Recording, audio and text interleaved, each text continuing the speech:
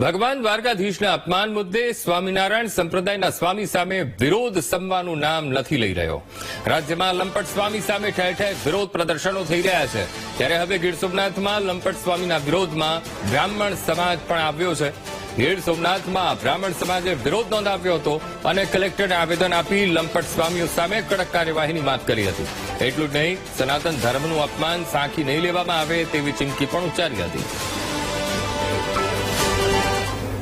બ્રાહ્મણ સમાજના પ્રમુખ ઉપપ્રમુખ સાથે બધા સભ્યો સાથે અહીંયા અમે આવેદનપત્ર આપવા આવ્યા છે અને કલેક્ટર સાહેબ શ્રીને વિનંતી કરી છે કે તેઓ અમારી જે કંઈ પણ આવેદનપત્ર છે એ મુખ્યમંત્રી સુધી પહોંચાડે.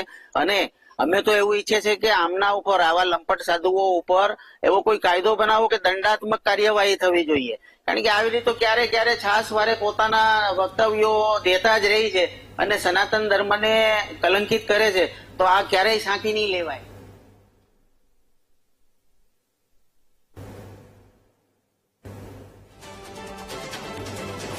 તો દ્વારકાધીશના અપમાન મુદ્દે વિરોધ યથાવત અને ગીર સોમનાથના બ્રાહ્મણોએ પણ કલેક્ટરને આવેદનપત્ર આપીને રજૂઆત કરી.